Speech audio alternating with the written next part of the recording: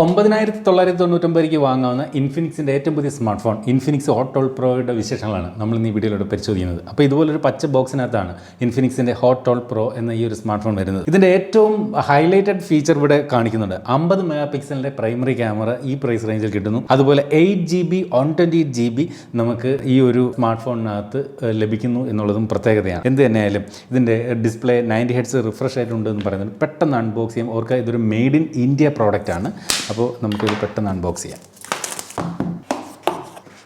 സാധാരണയിൽ നിന്ന് വ്യത്യസ്തമായിട്ട് ഈ ഒരു റാപ്പ് ഇതുപോലെ പച്ച കളറിലെ പ്ലാസ്റ്റിക് റാപ്പാണ് കൊടുത്തിരിക്കുന്നത്. ഇതേ ഫോൺ പുറത്തേക്ക് എടുക്കുന്നു. ഫോണിലേക്ക് വരാം, വേറെ എന്തൊക്കെയുണ്ടെന്ന് നോക്കാം പെട്ടെന്ന്.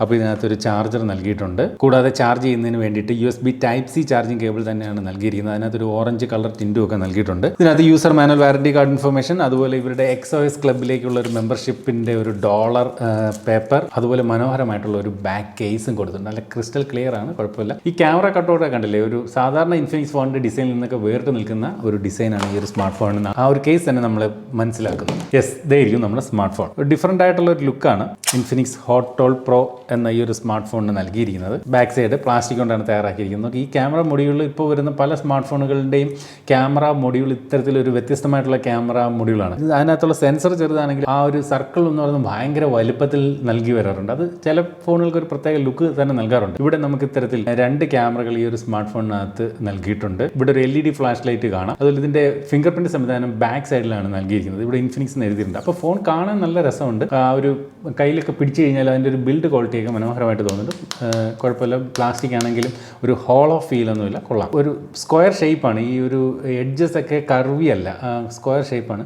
കയ്യിലൊക്കെ പിടിക്കുന്നതിനൊന്നും മറ്റു യാതൊരു പ്രശ്നവുമില്ല. അതുപോലെ സ്ക്രീൻ പ്രൊട്ടക്ടർ ഇതിനകത്ത് പ്രീ അപ്ലൈഡ് ആയിട്ടാണ് വരുന്നത്. നമുക്കിനി ഈ ഒരു ഫോൺ ഒന്ന് ഓൺ ചെയ്ത് നോക്കാം. ഫോണിന്റെ ഡിസ്പ്ലേയെ കുറിച്ച് പറഞ്ഞാൽ 6.6 ഇഞ്ചിന്റെ IPS LCD ഡിസ്പ്ലേ ആണ് ഈ ഒരു സ്മാർട്ട് ഫോണിനകത്ത് കൊടുത്തിരിക്കുന്നത്. ഇതിനകത്ത് HD+ റെസൊല്യൂഷൻ ആണ് നൽകിയിരിക്കുന്നത്. ഫുൾ HD+ അല്ല, HD റെസൊല്യൂഷൻ ആണ് നൽകിയിരിക്കുന്നത്. അപ്പോൾ IPS LCD ഡിസ്പ്ലേ ആണെങ്കിലും ഈ പ്രൈസ് റേഞ്ചിൽ ഒരു മാന്യമായിട്ടുള്ള അല്ലെങ്കിൽ ഒരു നല്ല ക്വാളിറ്റിയുള്ള ഡിസ്പ്ലേ തന്നെയാണ് കൊടുത്തിരിക്കുന്നത്. ഓൺലി തിങ് ഇതിനകത്ത് വാട്ടർ ഡ്രോപ്പ് നോച്ചാണ് കൊടുത്തിരിക്കുന്നത്. അതുപോലെ താഴെ ഈ ചിഹ്നം എന്നറിയപ്പെടുന്ന ആ ഒരു കറുത്ത ഏരിയ ബോർഡർ എന്ന് പറയുന്നത് കുറച്ചൊരു എബോ ആവറേജ് സൈസാണ്. അപ്പോൾ ഇത് രണ്ടും മാറ്റി നിർത്തിയാൽ ക്വാളിറ്റിയുള്ള ഡിസ്പ്ലേ തന്നെയാണ് കൊടുത്തിരിക്കുന്നത്. ഈ പ്രൈസ് പോയിന്റിൽ ഓക്കെ ആണെന്ന് പറയേണ്ടി വരും.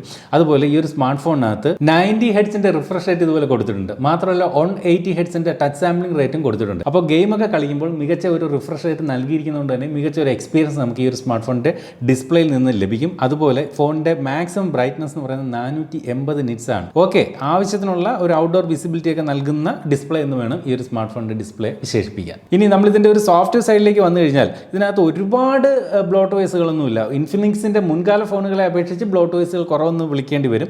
ഇതിനകത്ത് പ്രീമിയം ആപ്ലിക്കേഷൻ ആയിട്ടുള്ള ഫേസ്ബുക്ക് ഉണ്ട്, അതുപോലെ മെസ്സഞ്ചർ ഉണ്ട്, ഇൻസ്റ്റഗ്രാം ആപ്ലിക്കേഷൻ പ്രീ ഇൻസ്റ്റാൾ ആയിട്ട് വരുന്നുണ്ട്. പിന്നെ ഇൻഫിനിക്സിൻ്റെതായിട്ടുള്ള കുറച്ച് ആപ്ലിക്കേഷൻസും പ്രീ ഇൻസ്റ്റാൾ ആയിട്ട് വരുന്നുണ്ട്. എങ്കിലും ഇത്രയും ആപ്ലിക്കേഷൻസ് മാത്രമേ ഉള്ളൂ.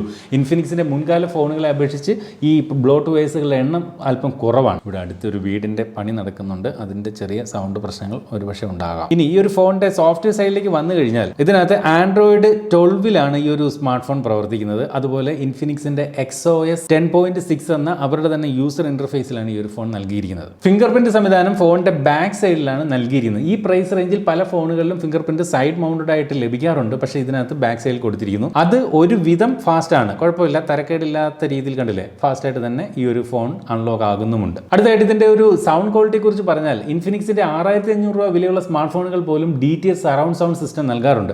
ഈ ഒരു ഫോണിനകത്തും കാര്യങ്ങൾ മറിച്ചല്ല, DTS സറൗണ്ട് സൗണ്ട് നൽകിയിട്ടുണ്ട്. അത് എത്രത്തോളം ഇതിന്റെ സൗണ്ട് ക്വാളിറ്റിയെ മെച്ചപ്പെടുത്തുന്നു എന്ന് നമുക്കൊന്ന് കേട്ടു നോക്കാം.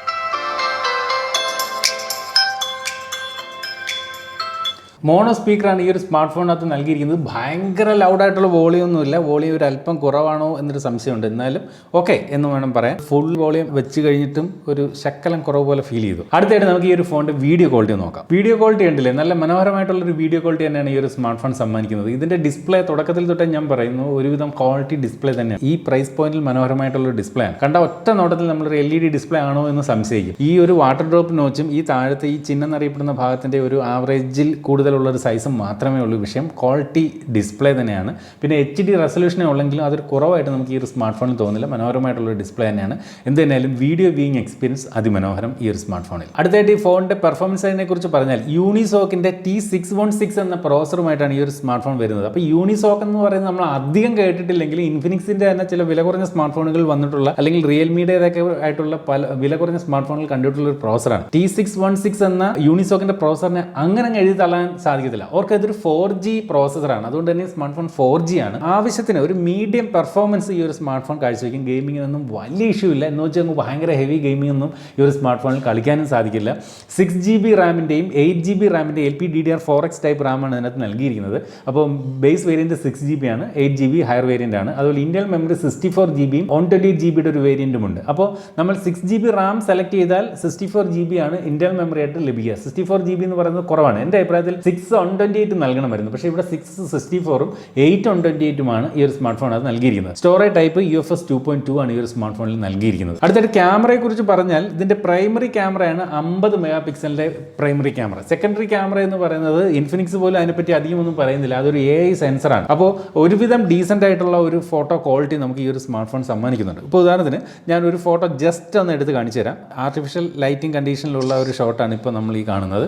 കണ്ടില്ലേ, തരക്കേടില്ലാത്ത ഒരു ക്വാളിറ്റി ഈ ഒരു സ്മാർട്ട് ഫോണിൻ്റെ ബാക്ക് ക്യാമറ സമ്മാനിക്കുന്നുണ്ട്. സെൽഫിയെക്കുറിച്ച് പറഞ്ഞാൽ വാട്ടർ ഡ്രോപ്പ് നോച്ചിൽ 8 മെഗാ പിക്സലിൻ്റെ സെൻസറാണ് നൽകിയിരിക്കുന്നത്. നമുക്കൊരു സെൽഫി കൂടി എടുക്കാം. സെൽഫി ക്യാമറയ്ക്കും വലിയ തരക്കേടൊന്നും പറയാനില്ല. കുഴപ്പമില്ലാത്ത ഒരു ഫോട്ടോ തന്നെയാണ് സെൽഫി ക്യാമറയും നമുക്ക് സമ്മാനിക്കുന്നത്. വീഡിയോ വിഭാഗത്തിലേക്ക് വന്നാൽ ഫോണിൻ്റെ ബാക്ക് ക്യാമറ ഉപയോഗിച്ചുകൊണ്ടും ഫ്രണ്ട് ക്യാമറ ഉപയോഗിച്ചുകൊണ്ടും നമുക്ക് മാക്സിമം 1080ൽ 30 ഫ്രെയിംസ് പെർ സെക്കൻഡ് വരെയുള്ള വീഡിയോകളാണ് ഷൂട്ട് ചെയ്യാൻ സാധിക്കുക.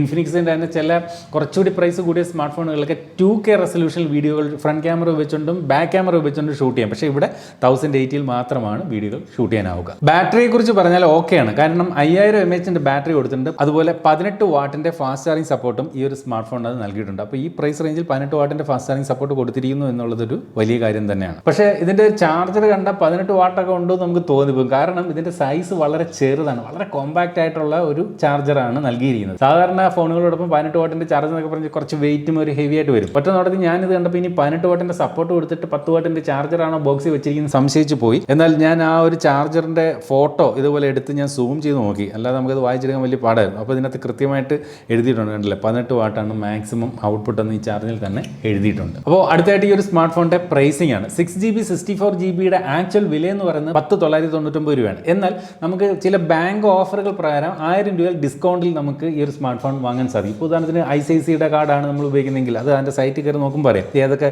ബാങ്ക് കാർഡിന് 1000 രൂപയുടെ ഡിസ്കൗണ്ട് ഉണ്ടെന്ന്.